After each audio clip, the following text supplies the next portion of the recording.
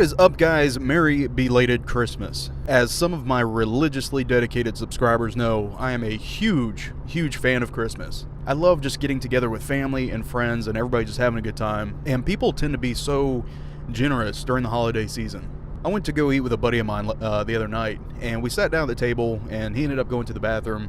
And when he came back, it was my turn to go. I always wash my hands, obviously, before I eat. So, as I'm getting up from the table, this little girl says, "Officer." And of course, I didn't know who said it, so I'm, looking around. And there's this, little girl standing right next to me with her hand out. So I lean down and I shake her hand. She says, "Thank you for your service, sir." That was the sweetest thing I have heard all week.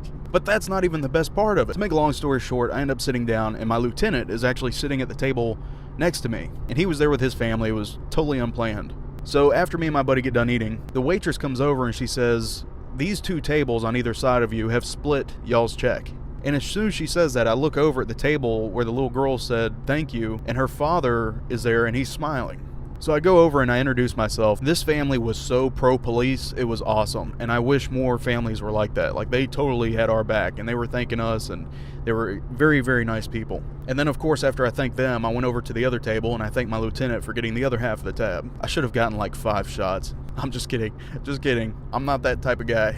I feel bad if someone else is paying for my bill. I will literally, if I know that somebody else is paying for my stuff, I'll just get a small salad and some water. I hope all of you had a wonderful Christmas, and I hope you got to spend some time with family. Thank you to the officers, to military members, firefighters, anybody else that had to work during the holiday season. So I've had a lot of requests of people asking me to tell stories about when I was a new officer and kind of what to expect.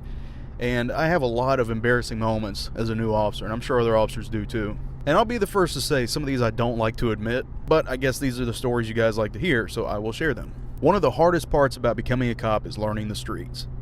You have to know what streets separate what blocks. You have to know what side of the street the even number houses are. Now, I can tell you right now, the area that I work right now is so vastly huge, I still don't even know half of it. But when I worked for the city, they would not let you graduate training until you knew every street like the back of your hand. I think one of the most embarrassing stories was I was in my last phase of training. And your last phase of training, your FTO is just supposed to sit there and shut up. All they do is evaluate you. By this time, you should pretty much have a good idea of what you're doing. So they basically just sit back and they grade you and you do your thing. And my trainer at the time was a sergeant, and he was very, very by the book. If I remember specifically going 47 miles an hour in a 45 mile an hour zone, he was like, "Slow down, you're going too fast." "Okay, Grandpa, chill out." So on this particular night, we ended up getting a burglary in progress, and I knew the general area that it was at, but I didn't remember the street, the exact street of where it was located, because this particular street was only 2 blocks long. So it was really hard to find, and it was buried in this neighborhood. So we get this burglary in progress, and so I'm hauling ass there, other officers are hauling ass there, everybody's on their way. I must have driven around this house for 5 minutes before I finally found the road. I was there so late that the other officers were walking back to their cars as I finally pulled up. Luckily, it was a bullshit call. It was just some crazy lady. But still, everybody's walking back and standing around and talking and chatting, and here I roll up. "Oh, you guys got this? Cool, I'll be over here in the corner." The only reason why we made it there is because my trainer finally had enough, and he's like, "Son of a bitch, turn left here, turn right here, turn left here." I'm over here say it, don't spray it. And sometimes some of the FTOs will put you under an enormous amount of stress to see how you react to it. There was an FTO that rode with me. He only rode with me for one night, and he ended up becoming one of the best friends I had at that department. He was a great guy. He's a sergeant now, very well deserving of it. But he rode with me for one night, and I don't remember exactly what we were talking about, but we were in some sort of deep philosophical conversation. We had gone from every emotional range, from laughter to tearing up about sad shit. I don't even remember what we were talking about, but it was some deep shit. And out of nowhere, this dude yells from the passenger seat, "Stop, we're getting shot at!" I'm like, "Oh shit." So I slam on the brakes, and I didn't have a lot of training at the time. Obviously, I was still new. As much as I want to tell you guys, I pulled out my gun and I was ready and all that, nope. I literally unbuckled my seatbelt and started to crack open the door so I could run. I didn't know what else to do at the time. I wasn't trained. So right as I'm getting my seatbelt open and I'm yanking on the door, this fool says, "What block of what street are we on right now?" And I'm like, the 2200 block of so-and-so. He's like, "Good, keep going." I'm like, "Wait, we're not getting shot at?" He's like, "No, I just want to make sure you knew where you're at." Dude, I was so pissed at him at that moment.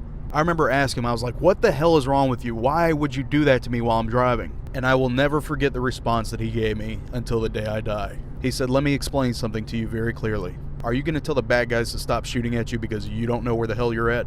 Always pay attention to the street you're on. His response put me into like an instant silence. I had no comebacks. He was right. I couldn't argue with him. And to this day, man, anytime I turn a street corner, I have to know like what block or what street I'm on. I think that's a big reason why police and military use the type of training they do. It's like that shock training, because you're going to remember it. Even if you're pissed off about it at the time, you'll be okay. But I guarantee you, you're going to remember it. And along with the funny moments, there's some scary ones too. There's a buddy of mine that I used to ride with all the time. I remember when I first started as a cop, like I never wanted to go home. When it was time to go home, I would go ride with this guy because I just could not get enough of policing. And 9 years later, that urge has since subsided, but at the time, I couldn't get enough of it. So every time I was off, I'd go ride with this guy, and no kidding, every time that I would ride with him, we would always get into something together. There was always something going on. So we stopped this guy on the highway one time, and he said he was going to visit his girlfriend. So my buddy's out of the car, and he's talking to him, and I'm standing outside the car too. And he asked the guy, he said, do you have a problem with me searching your vehicle? The guy's like, oh, no, go ahead. So my buddy goes up there and he searches the car, and he comes back and he finishes writing his ticket. And he tells the guy, he's like, okay, I need you to sign right here, blah, blah, blah. So he looks at me and he says, hey, what time you got? What would you do if somebody asked you what time you have? Obviously, I looked down at my watch. When I looked up, these two were in a fist fight on the side of the road. And of course, I'm like, what the hell just happened? So like, I dart over there with this like delayed reaction run. He saved that freeze frame as his wallpaper, by the way. So I dart over there to help him, and like we end up falling in the right lane of the highway. I don't know what made me do it, but I happened to look over my shoulder and I saw that there was a car coming up in the right lane that was not moving over. This is why the move over law is so important. I remember yelling car twice, and the second time was really loud. And I remember we just grabbed this guy and we like rolled right past the yellow line. As soon as we crossed that yellow line, this car shoom, just right past us, dude. Like all three of us would have been dead if we wouldn't have rolled over. So anyway, we end up getting this guy in handcuffs, and like my adrenaline is going. I'm exhausted. And he puts him in the back of the car, and turns out he found like a pound of weed, and he found like 200 ecstasy pills and a whole bunch of stuff in this guy's car. So apparently, what time do you have was a code word for put him in handcuffs, and he never explained that to me. So my delayed reaction to this day is humorous to him. So whenever you guys become cops, you're going to have plenty of funny stories yourself, and there's going to be times that you're scared, there's going to be times that you're laughing your ass off, but either way, you will have stories to tell, I promise. That's it for today, guys. I appreciate you tuning in. I'm sorry I could not get a video out yesterday, but like I said, I just wanted to spend a little time with family and take a break. I am excited to tell you guys, though, I have ordered a bunch of equipment. I'm not going to give it away. I've ordered a bunch of equipment, and I have an idea that I think will go viral. I know it seems like this channel is kind of slowing down a little bit, but it's quite the opposite. There's a lot of things going on behind the scenes right now, and I'm really excited. I can't wait to show you guys. But that being said, I'm going to go home and edit and get ready for work. You guys are awesome. Thank you so much for your ongoing support, and I will see you soon.